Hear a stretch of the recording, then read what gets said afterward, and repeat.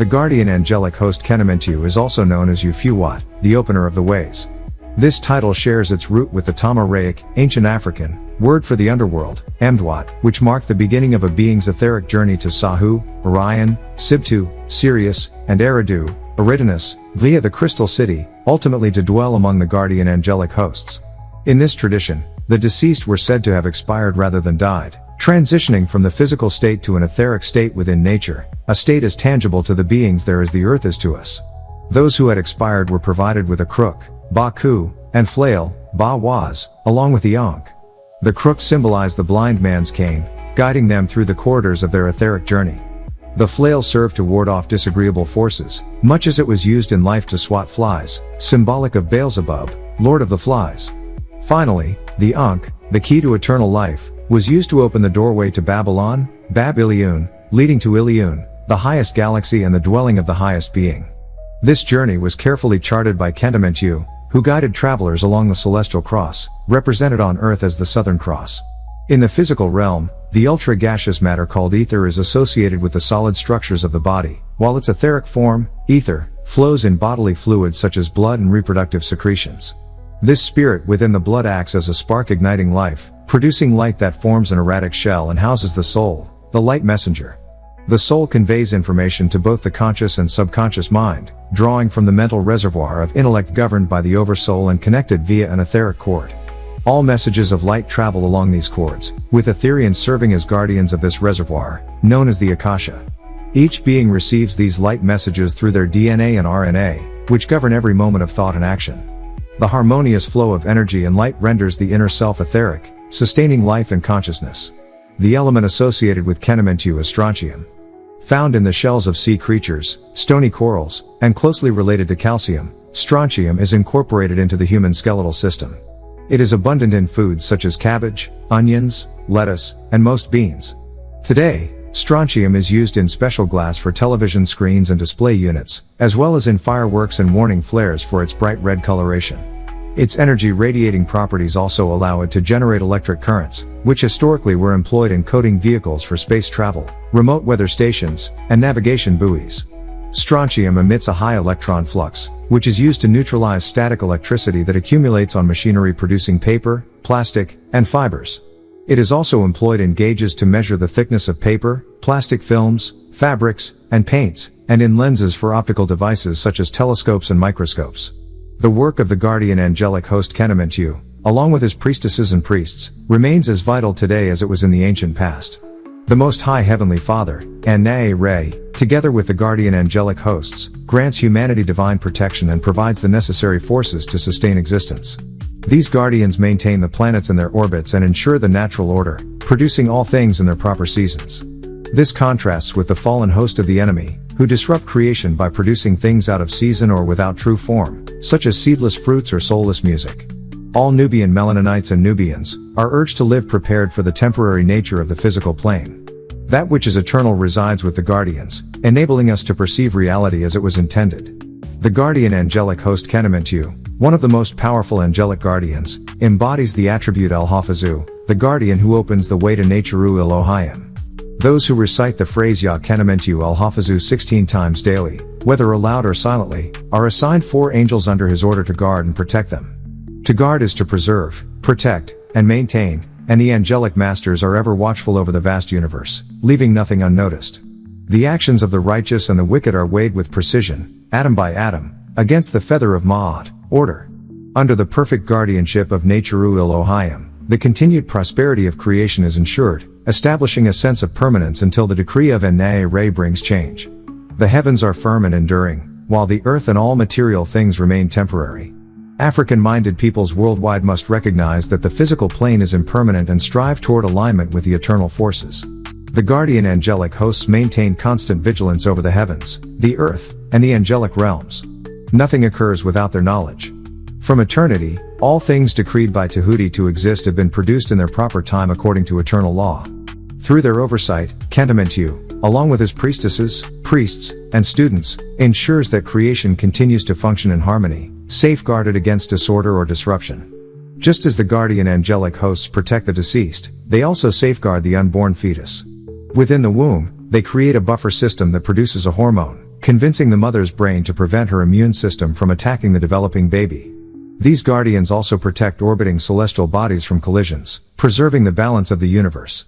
They defend both the weak and the strong, adjusting and tempering forces as needed, making them the finest of caretakers. It is important to remember that this is one of the most powerful of the 99 attributes and their corresponding elements in the universe. As such, it must be approached with care, respect, and humility. Ya Netter NWPU, we give thanks for your endurance and service in bringing forth this element and guiding the souls of our earthborn ancestors through the heavens, enabling us to maintain a direct link to Nature-U Elohim today. The guardian angelic host Hikah is the microcosmic embodiment of miraculous powers. Hikah, or Hekah, the netter who existed before duality and possesses the ability to foresee events. In the Tama-Rayic language, Hikah literally means black magic, the sacred, transformative magic of the Nubian Melanonite peoples. Greco-Roman historians have long acknowledged Tama-Ray, ancient Africa, as the cradle of magic, mysticism, and initiation, the source of culture that birthed other civilizations. Hikah should not be reduced to the illusions or sleight-of-hand tricks of modern magic. Instead, this netter represents a divine force capable of protecting against dangerous events. As the microcosmic manifestation of the macrocosmic whole, Hikah is an integral part of Tama-Rayan culture and exerts influence over humanity through varying degrees of genetic potency. This great guardian angelic host embodies the energy that enabled creation itself. Each ritual, birth, or construction performed under this netter's influence advances development and perfection. Creation, under Hikah's guidance, is not a single event but a series of progressive, carefully calculated stages, with Hikah serving as the catalyst for each stage of existence.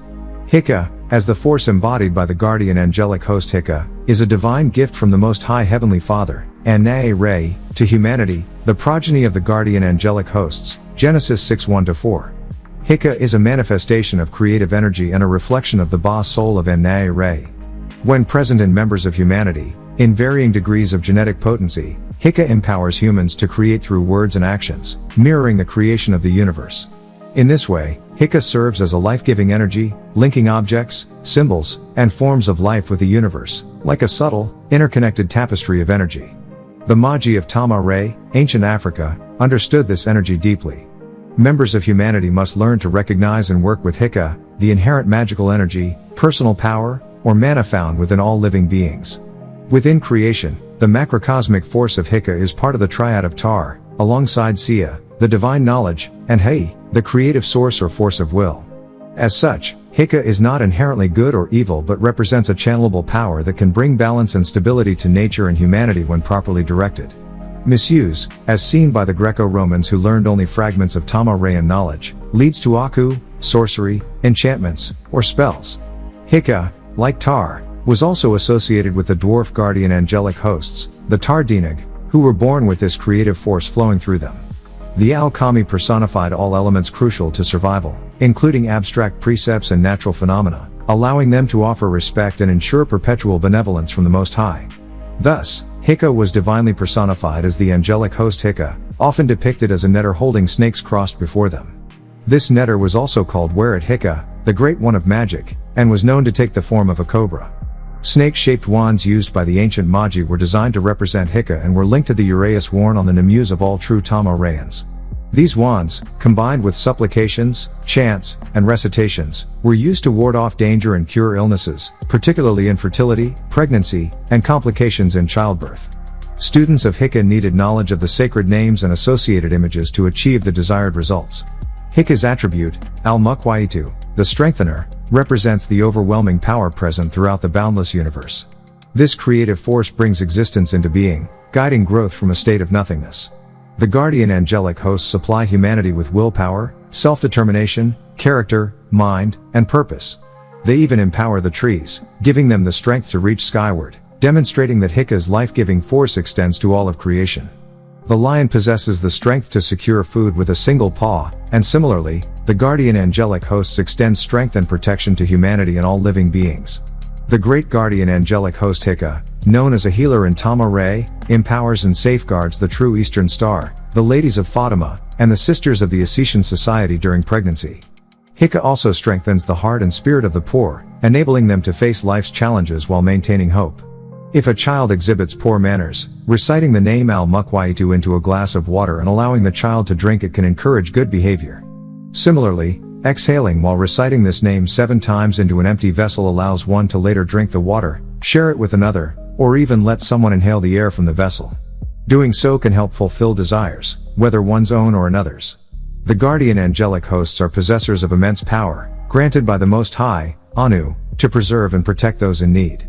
Humanity and all species can draw strength and guidance from them at all stages of life.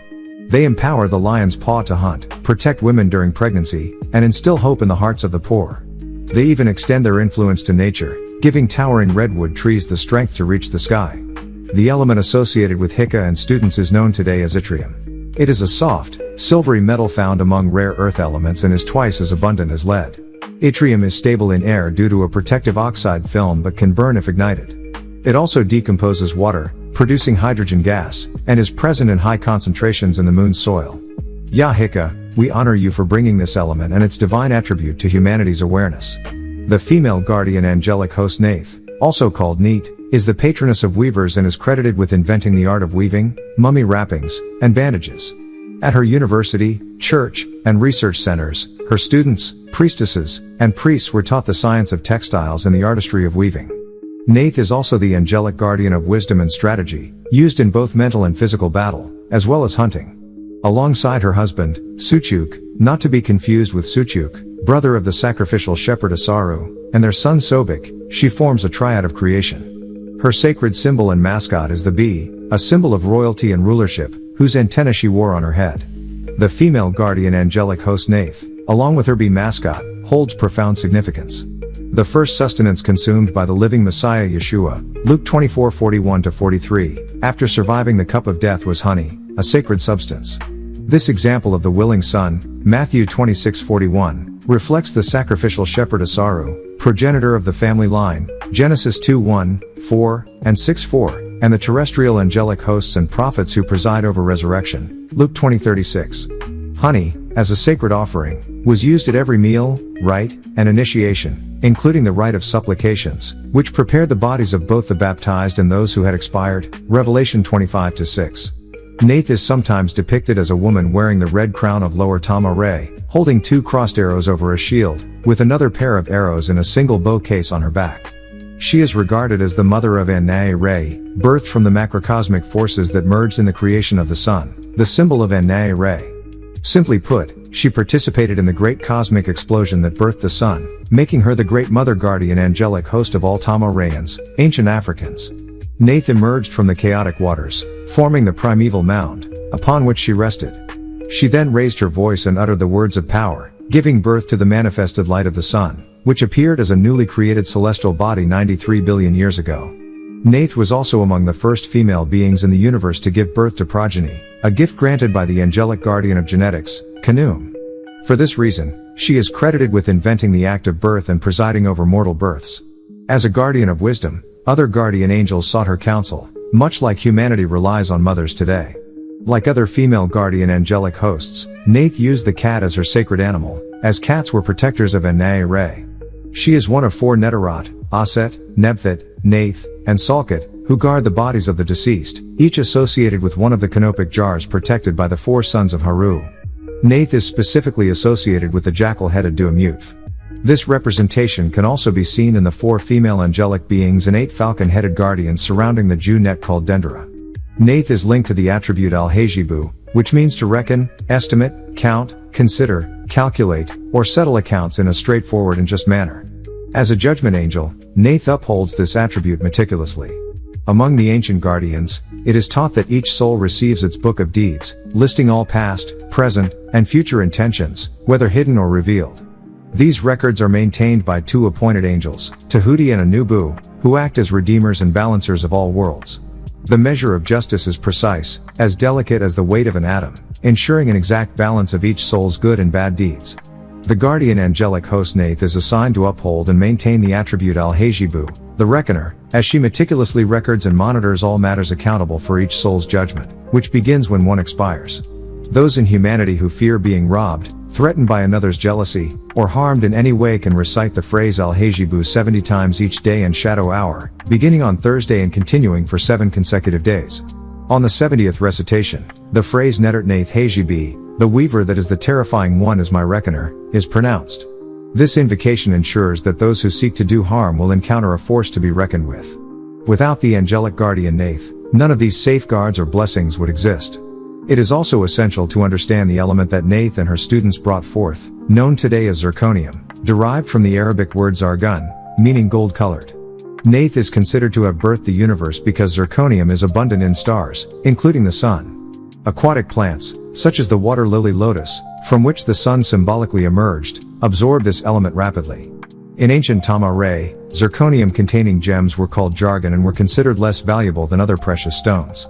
Turquoise and jade, however, were preferred because the ancient Tama-Rean masters, who originally incarnated on this planet as pure melanonite beings, ranging from olive green to blue-black, recognized that these stones were composed of zirconium.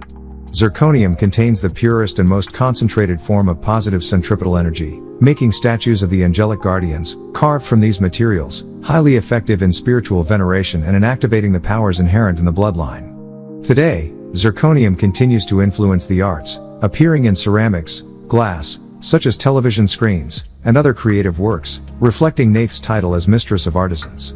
Its heat-resistant properties make it suitable for lining furnaces, and its brilliance is showcased in jewelry, as zirconium refracts light and comes in a variety of colors, including gold. Zirconium is also applied in paper products, including funerary wrappings, due to its water-resistant strength. It is used in deodorants, cosmetics, food packaging, and paints, replacing lead and accelerating drying times. In its metallic form, zirconium is employed in nuclear reactors, submarines, and other applications requiring exceptional heat and pressure resistance. In medicine, zirconium's compatibility with bodily fluids allows its use in prosthetic devices and surgical implants. Ya Neith, you are all that has been, is, and will be. No mortal has yet lifted the veil that covers you, and we honor you and your priests for the wisdom, guidance, and works you imparted, bringing this element and its countless applications into the service of humanity. The female angelic guardian Maad is not merely a physical being but also the embodiment of a chosen female member of humanity. She personifies the principle of Maad, universal order, which preserves the unalterable laws of the celestial heavens, known as supreme universal law. The guardian angelic host Maad, along with all who have sat in her seat, works continuously to uphold and maintain the principles of reality, balance, and impartiality. Her mascot, symbolized by the ostrich feather worn upon her head, represents these ideals. In Tama-Rean funerary rituals, the heart was weighed on the scales of balance against the Maad feather. The ancients understood that the heart was the seat of human emotions, tied to the solar plexus, the smokeless fire, and linked to thought and wisdom, represented by Tahuti/Thoth, the consort of Maad. The heart thus embodies both wisdom and emotion, giving rise to the saying, "You will be judged by your intentions more than your actions and deeds." During funerary rites today, recite the portion of the Coming Forth by Day, often mistakenly called the Egyptian Book of the Dead, known as stepping from illusion into reality or stepping from ignorance into intellect. Led by the child or nearest living relative of the deceased, these recitations symbolically allow the departed to speak through the flesh and blood of their kin, connected via DNA and RNA. This practice was later adapted by other cultures as a eulogy, where a relative or friend speaks on behalf of the deceased. Knowing this, all members of humanity are encouraged to live each day with purpose and determination, striving to act in ways that benefit the church, family, and society, mindful that any day could be our last in the physical realm. Members of the Nubian Melanonite lineage, children of the Tama-Reans, ancient Africans, are taught to say daily, "O my heart, which I hold in the physical realm, do not speak against me for what I have done, but instead guide me to act in ways that bring great benefit to me and my family, in both my physical and etheric life." The principle represented by the angelic guardian Maad is justice for all. This principle is reflected even in modern traditions. For example, the phrase "with liberty and justice for all" in the American Pledge of Allegiance traces back to Maad's universal order from Tama-Re, ancient Africa. A surviving text from the Library of Alexandria, the writings of Tar-Hotep, was dedicated to humanity, providing rules of conduct and guidance to achieve success in life by living in alignment with the principles and guardian Maad. There is another important writing associated with Maad called the Instruction of Pharaoh Amenemhat I. It is written as if Pharaoh Amenemhat were speaking directly to his son, Senusret I, warning him about disloyalty in his midst and emphasizing the distinction between the divinity of rulership and the inherent limitations of fleshly beings, who must all eventually face mortality. The Most High gave humans 2 eyes, 2 ears, and 1 mouth, teaching us to observe and listen twice as much as we speak. These writings belong to the genre of wisdom literature, intended as guidance from a father to a son or a teacher to a student. They instruct young people on how to lead their lives correctly, establishing a system of moral and ethical checks and balances, a legacy designed to preserve order. Portions of these teachings survived the Council of Nicaea, though much was removed from the original books of the Bible. What remains can be seen in Proverbs, where Maad's system of balance was reframed as a woman, Maad, instructing her son, Lemuel, Proverbs 3:13-18. The mascot of the university, church, and medical facilities associated with the guardian angelic Maad is the ostrich, whose feather is worn by her students and congregation to this day. The ostrich represents the lesson that just because we do not see others, it does not mean others are not observing us. It teaches humanity not to bury our heads in the ground, ignoring situations, but rather to confront life using the principles of Maad.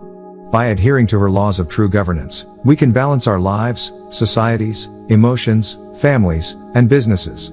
In Tama-Rayan, ancient African, culture, order is highly valued, as evidenced by our carefully regulated social structure and meticulously documented rights. Laziness, rebellion, envy, deceit, greed, injustice, and ingratitude are considered offenses against Maad. Humanity must remember that order must precede disorder. This macrocosmic order, Maad, represents the social and ritual framework necessary to maintain stability. Those outside this order are governed by disorder, known as Isfet. Maad's influence is enduring, and members of humanity should actively listen and adhere to her guidance, understanding that greed and disorder destroy relationships and societal cohesion. The attribute which the guardian angelic Mother Maad is tasked to uphold is Al-Jalilu, the beneficent. This attribute mirrors the beneficence of Neith-U Elohim, who are charitable in their dealings with humanity. Through the balanced and reasonable laws maintained by Maad, good deeds are supported and rewarded, while wrongs are corrected, ensuring harmony and justice in creation. This attribute reflects a natural disposition to act righteously. The guardian angelic hosts maintain balance in creation, such as orchestrating rainfall to quench the thirsty earth while allowing sunlight to provide warmth. To the spider, they bestowed the skill to spin webs, to the honeybee, the knowledge to build and maintain the hive. By inscribing the phrase Ya Maad al-Jalilu, O truthful and just beneficent, on a piece of paper or cloth, anointed with musk or saffron oil, and carrying it with you, one can attract honor and dignity among human beings. Humanity is encouraged to magnify the name of Neith-U Elohim and exalt their holiness. Their beneficence is evident in all creation. The birds of the air, the beasts of the field, and the fish of the sea all bear witness to their kindness. A beneficent act is a charitable act, and the guardian angelic hosts not only embody charity themselves but also teach humanity to practice it. The element associated with the angelic guardian Maad is niobium, also called columbium by engineers. Niobium is a lustrous steel-gray metal, soft when pure and resistant to acids that are not hot. It is used to strengthen stainless steel and welding rods, as well as metals exposed to low temperatures. Its applications extend to nuclear furnaces for harnessing nuclear energy, research chemistry for compound analysis, and medical diagnostics for full-body imaging. Ya Maad, blessed be your name, for your judgments are balanced. We offer gratitude to you and your students for your efforts in bringing this element to humanity. The female guardian angelic host Renutet is the 42nd of the Neteru al-Kami, embodying the forces of plant life on the microcosmic level, governed by the macrocosmic forces of nature.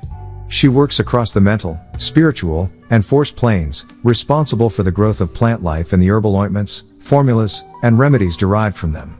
Renutet serves as the guardian of the double granary, the protector of nursing infants, and the one who grants each newborn its Ren, the secret soul name, along with sustenance through the mother's milk. In depictions, she may appear with a lion's head, like Hathor, a serpent head, Uraeus, or wearing the plumed feathers of Maad. These forms symbolize her matriarchal role, the mother as the bearer of genetic lineage through mitochondrial DNA, and as the spiritual conduit through which a child's body and soul are brought into being. The Ren, the soulful essence of each child, must be carefully protected, for if an enemy were to discover it, they could manipulate or harm the child. Accordingly, within the Tama-Rayan, ancient African, rites, rituals, and precepts, the guardian angelic mother Renutet represents the exalted, anthropomorphic personification of bestowing a true name during birth.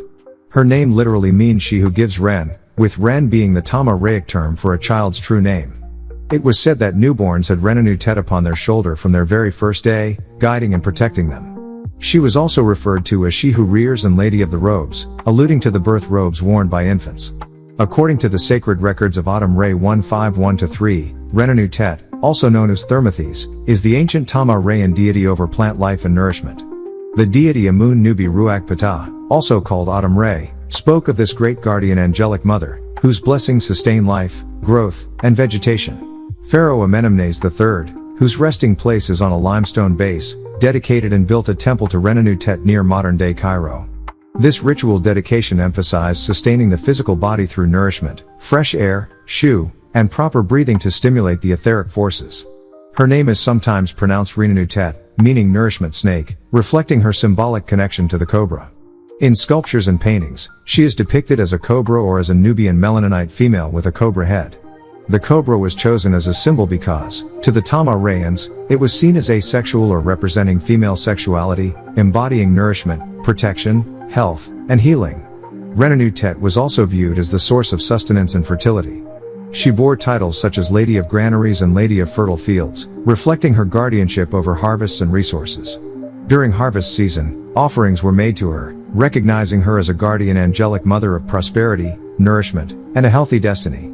She was accompanied by Mesknet, the 36th of the guardian angelic hosts, who acted as midwife and presided over the birth chamber.